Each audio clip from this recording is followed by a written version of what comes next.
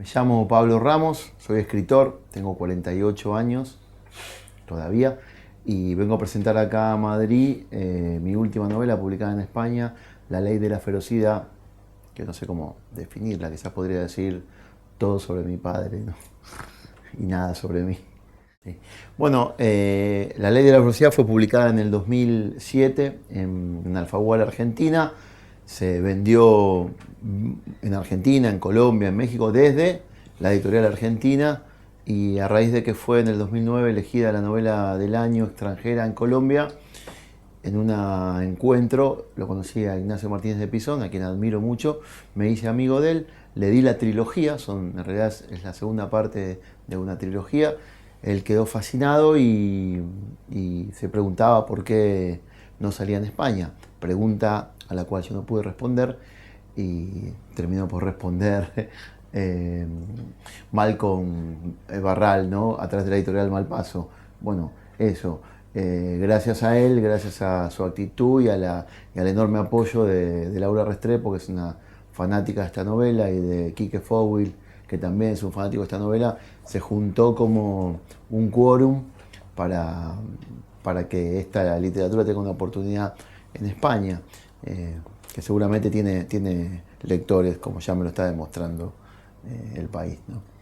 La trilogía cierra con En 5 minutos levántate María, es toda la historia, las dos, toda la historia, El origen de la tristeza y La ley de la ferocidad, narrada desde la madre de Gabriel Reyes, en primera persona, desde la cama, cuando se despierta, una mujer de origen español, gallega, como mi madre, que nació en Pontevedra, retoma toda la historia, estaba insomne por esta relación que no se termina de cristalizar ni de mejorar entre su hijo primogénito y su marido.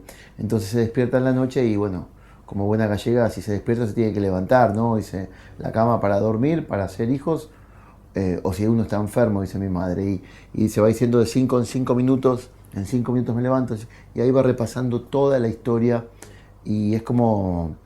Yo no digo la tercera pata, ¿no? Una trilogía no tiene 1, 2 y 3, es un orden de publicación. Es como si tuviésemos una mesa redonda con 3 patas y nos preguntemos cuál es la pata número 1. Son 3 partes que sostienen a la misma tabla, ¿no? Y bueno, ahí termina esta trilogía y esta novela ya está contratada, va a salir en enero del 2016 en España por la misma editorial. Me parece que no es una moda, hace bastante tiempo, me parece una literatura muy superior, mucho más difícil la primera persona que crear un personaje en tercera persona, que desde el vamos impone una distancia y una impunidad. Sartre, estando ciego, dijo, si yo pudiera escribir una novela, empezaría, me llamo Jean-Paul Sartre, pienso esto, ¿no? Creo que es una cuestión moral de alguna manera. Roberto Art en los años 30 dijo, entre los ruidos de un edificio social que se desmorona, escribir sin adornos, escribir libros que tengan la violencia con cruz en la mandíbula, no solamente desde el yo también, sino desde no adjetivar tanto, ¿no? Por ejemplo, Alan Pauls es un escritor muy antiguo, para mi manera de ver la cosa. Entonces, una novela en tercera persona podría ser, pero no, inclusive yo a María la abordo desde la primera persona. El 5 minutos levántate María es la voz de una mujer de 63 años, en primera persona. Me interesa mucho más la literatura desde el personaje, no desde el yo. Desde el yo literario. No es Gabriel Reyes un alter ego mío, es un yo literario, es una cosa completamente distinta. La palabra autobiográfica y la palabra alter ego son brutalidades de la crítica que muchas veces entiendo lo que es la construcción de un personaje. Un alter ego es casi un disfraz que uno se pone. Un yo literario es un yo real, es un yo que construyo solamente desde mí mismo, desde mi desnudez. Pablo Ramos ahora acá intentando salir del paso, intentando que un demente compre esta novela y la lea, es un yo construido por la mirada de los otros, ¿no? El infierno es la mirada de los otros, dice Sartre. Entonces creo que hay una distancia muy grande y mi literatura no es autobiográfica, o mi literatura no es mi biografía. Es una literatura autorreferencial, ¿no? Onetti dice, los hechos están desprovistos del alma de los hechos. No lo pensé de ninguna manera porque sería un acto impúdico, poner a Pablo Ramos. Te retomo esto que decía, de que Pablo Ramos es un personaje creado por los demás, por las miradas a las cuales tengo que rechazar permanentemente, o las que tengo que dar la medida. Gabriel Reyes es un personaje que representa más mi espíritu, ¿no? Nadie va a encontrar detalles de mi vida privada en esta novela, sí va a encontrar un mapa muy profundo de mi alma. Soy un lector muy ávido de Jung. Carl Gustav Jung, él dice: la esencia espiritual de lo vivido es lo digno de ser narrado. ¿Qué es la realidad? ¿No? ¿Qué somos nosotros? Unamuno dice: Dios existe, nosotros somos lo que no existimos. Me parece que la realidad, una persona tiene una posición subjetiva frente a la realidad. Un escritor tiene una posición discursiva. Gabriel Reyes es mi posición discursiva frente a la realidad. No sé si responde eso, lo que me pregunta. Y por lo tanto, si retomo y pienso en María Zambrano, esta filósofa española de los años 30, para mí tan injustamente olvidada, ¿no? Ella dice, hay un ensayo de ella pudiendo hablar por qué escribir, ¿no? Porque quien habla es Pablo Ramos, ¿no? Con todo el condicionamiento de salir del paso, como decía recién, con este vacío que siempre siento y este fracaso que siempre siento al hablar. Sin embargo, escribir es preservar, es ir construyendo un yo verdadero, ¿no? Es tener tiempo para resguardar esas palabras y ejercer la libertad respetando la libertad del otro. Vuelvo a Sartre, disculpen, pero para mí es una de las últimas personas que pensó mucho. Él dice: la literatura es el ejercicio de una libertad sobre otra libertad. Y cuando un escritor no tiene claro que la libertad más importante es la otra, porque es en donde la mía se manifiesta y se desarrolla, es un escritor que no me interesa, por lo menos sabiendo digo que sea un mal escritor. Dios, es decir, Borges diría algo parecido, ¿no? Dios mueve al jugador y a la pieza, que Dios detrás de Dios la trama empieza de polvo y tiempo y sueño y agonía, ¿no? Bueno, qué maravilla, ¿no? Pero bueno, creo que, bueno, mirá, ahí está él, está el yo en una novela, nos habíamos olvidado de esto y quizás no es quizás la palabra moda es lo que no me cuadra mucho, quizás si el escritor es sincero, eso responde a una necesidad personal, individual, ¿no? Y íntima. Yo soy bastante romántico en ese aspecto, en el sentido formal de la palabra, yo vuelvo cada tanto a la lectura de las cartas a un joven poeta de Rilke, ¿no? Si realmente lo que dices es lo que reflexionaste, lo que pensaste en la hora más callada de tu noche, como dice él, te importa muy poco si es bueno o no. Usted me pregunta si sus versos son buenos. Realmente le importa lo que yo opine, ¿no? Si te importa lo que yo opine es porque hay una mentira literaria, ¿no? Y la imaginación, yo por ejemplo, no pondría a mi hijo frente a la película El Señor de los Anillos, me parece una película bastante peligrosa. Tolkien es un escritor con muy poca imaginación. Si todos los personajes son folclóricos, su idea del elfo es un ario, que es bello, eterno y bueno. Los burgueses son los hobbits, los enanos no se diferencian el macho de la hembra y los malos vienen del elefante. Y son negros y feos. Cuando él era un católico recalcitrante, uno de los 7 escritores católicos que le tenía fobia al Islam, ¿no? Cuidado con lo que es imaginación, ¿no? Clarice Lispector dice: imaginación no es inventar, es correr el gran riesgo de poseer la realidad. En esa novela maravillosa La Pasión según G.H., si no has leído, que te recomiendo, es una escritora enorme, Clarice Lispector, ¿no? Eso no es. Yo tengo una frase que dice: ahí donde fracasa el que escribe, triunfa la novela. Ahí donde me trabo, donde quedo, que no puedo seguir, me detengo mucho tiempo a entender por qué. ¿Qué finjo no saber? ¿Qué finjo no entender? Bueno, como buen porteño soy muy lacaniano, me parece, como excesivamente lacaniano, ¿no? Tengo 12 años de psicoanálisis encima y no puedo evitar entender que busco ese saber no sabido, ¿no? El saber inconsciente. De alguna manera es una manera de buscar el alma. En ese aspecto me reconozco un escritor antiguo, ¿no? Con esos, por eso el nombre está, estos medios innombrables, la Zambrano, Unamuno, ¿no? Son como, para mí son nortes muy, muy elevados que sigo, ¿no? Íntimamente, ¿no? Claro, es sobre todo hacer memoria, ¿no? Esa es una linda frase también que es de uso popular. Sí, creo que la imaginación es memoria fermentada, efervescente, ¿no? Y algo fermentado es algo vivo. Entonces creo que la imaginación es memoria viva y lo vivo se transforma y cambia, ¿no? Estoy completamente de acuerdo con eso. No, no creo en el estilo yo particularmente. Creo que el lenguaje final o el lenguaje lo creo como la frontera exterior de la forma literaria. Yo escribo desde el personaje hacia afuera. Entonces el estilo es una consecuencia. Tú agarras el origen de la tristeza y es completamente distinto. Y en María, la voz de María, María cada rato dice, ya lo verán el año que viene, dice será, será. El futuro imperfecto está completamente erradicado del habla cotidiana, al menos en Argentina. Pero eso viene de un sonido gallego que es Ceilá, ¿no? Que es, no sé, será allá, que le escuché muchas veces a mi madre. No quería poner algo tan portugués como Ceilá y lo reemplacé por un será. Entonces creo que yo construyo el estilo como es una consecuencia de la construcción del personaje. Llega un momento que eso ya habla solo.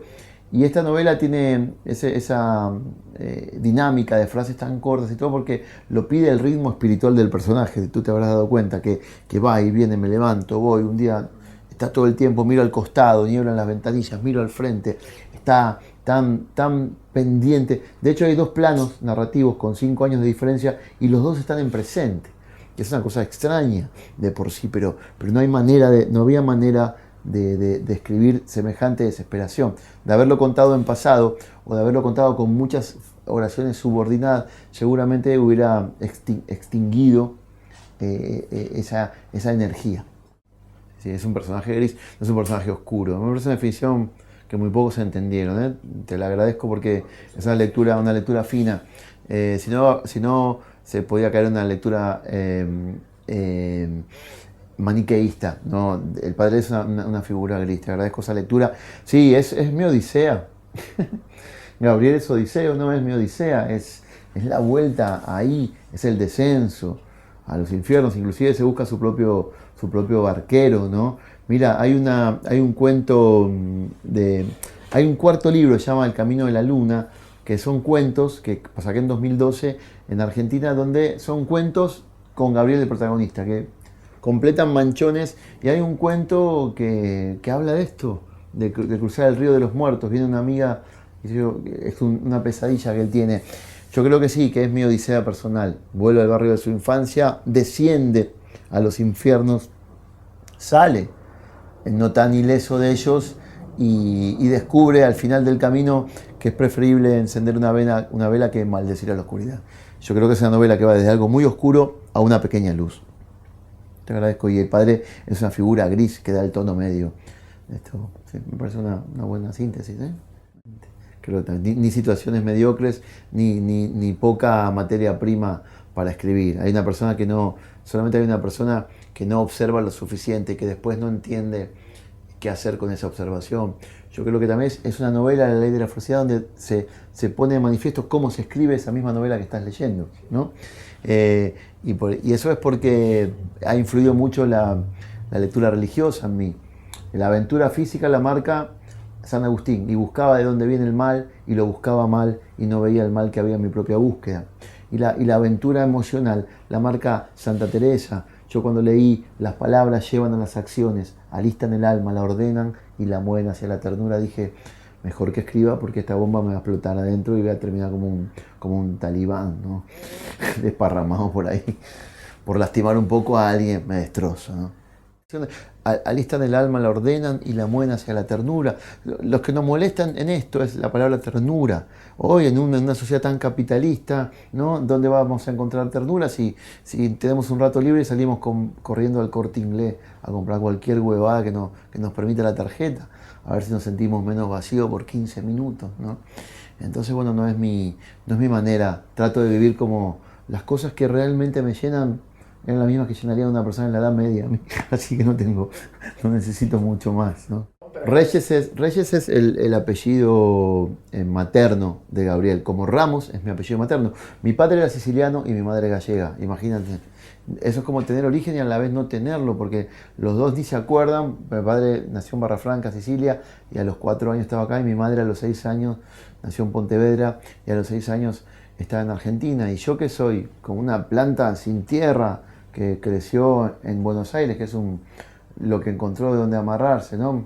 Entonces creo que es algo muy positivo para un escritor nacer en Buenos Aires cuando viene de este origen imaginario, porque ¿qué era Galicia para mí? Yo viajé a los 38 años. qué sé yo, un lugar allá que mi madre decía que tenía un cielo distinto, que tras las montañas, que no sé qué. Y Sicilia, abajo de un volcán. Tengo talasemia en la sangre, que es los glóbulos rojos más pequeños, por las inhalaciones. Cargo el karma de mis ancestros sicilianos. Inhalaron tanto humo del volcán que mis glóbulos rojos no son normales. Y con eso tratás de hacer a alguien, ¿no? Yo elegí mi apellido materno y lean la novela para entender por qué, ¿no? Aunque mi aspecto es bien italiano.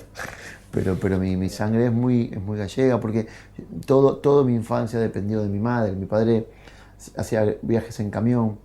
Allá viajar a Ushuaia son viajes de 3.000 kilómetros. Hay que hacer 3.000 kilómetros para llegar a la ciudad de Ushuaia desde Buenos Aires y 3.000 kilómetros para volver, distancias. Es un continente Argentina. Y no había teléfonos. No, o sea, el padre desaparecía. Cuando venía, se llevaba a mi madre a la cama, me robaba la novia, que había estado 3 meses yo íntimamente con ella, y él se acostaba con ella, la usaba, le cocinaba, había que hacer silencio, estaba él y todos pasaban a segundo plano. Resultado de eso yo lo odiaba, ¿no? Odiaba y anhelaba que nunca volviera en secreto. Sin embargo, ese anhelo creció pudriendo el alma, ¿no? Si en un momento no se habla de eso, se la pasa muy mal. Y ahí, sin embargo, la novela tiene mucho humor. Yo uso mucho el humor negro. Yo creo que el humor es el último peldaño antes de la desesperación, ¿no? Que es como salir de un laberinto por arriba, ¿no? Entonces, hay mucho humor. Uno después se pregunta de qué se está riendo, porque desde un punto de vista muy grave, muy serio, hubiese sido insoportable de escribir e insoportable de leer la novela. Hubiera sido truculenta, ¿no? Que no es, creo yo.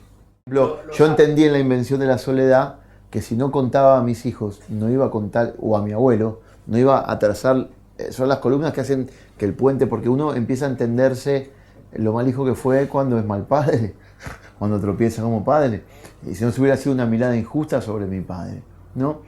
Y empiezo a entender cómo era mi padre, cuando él tuvo un padre que murió a los 8 años de él, pues se le derrumbó un balcón en la cabeza. Me enteré de grande que ese balcón, la estructura, se la encargaron a mi padre con 8 años, que habrá sentido culpa toda su vida. Y mire, para que te digo algo breve para que se note la diferencia entre realidad y relato de la realidad. Esa anécdota donde yo digo que mi padre me toca el hombro, yo no recuerdo ni una vez que mi padre me haya tocado. Ni una. No lo recuerdo ni una vez. Un día, buscando fotos para corregir esta novela, en los cajones de zapatos de mi madre, porque antes la foto digital no se ve más, uno no mira, saca las fotos que están en la caja de zapatos de la madre, uno va y las ve, ¿no? Se miraba más fotos antes, claro. Y yo veo una foto de mi padre, tiene la mano apoyada en mi hombro con un cigarro. Y a partir de ahí invento esa escena que necesito para vivir. Porque escribí esta novela buscando una respuesta. Si es mi padre, me amó o no me amó. Respuesta que no encontré, por supuesto, pero es lo que me impulsó. Porque muchas veces sospecho que no, muchas veces sospecho que sí. Ahora vuelvo a hablar de esta novela después de un tiempo y vuelvo a dormir con las luces encendidas, porque se abre una puerta y creo que va a entrar él. Es muy difícil para un escritor saber hoy para mí lo que es literatura y lo que es realidad. Creo que todo es literatura, que yo ya soy literatura, ¿no? De hecho tengo otro nombre.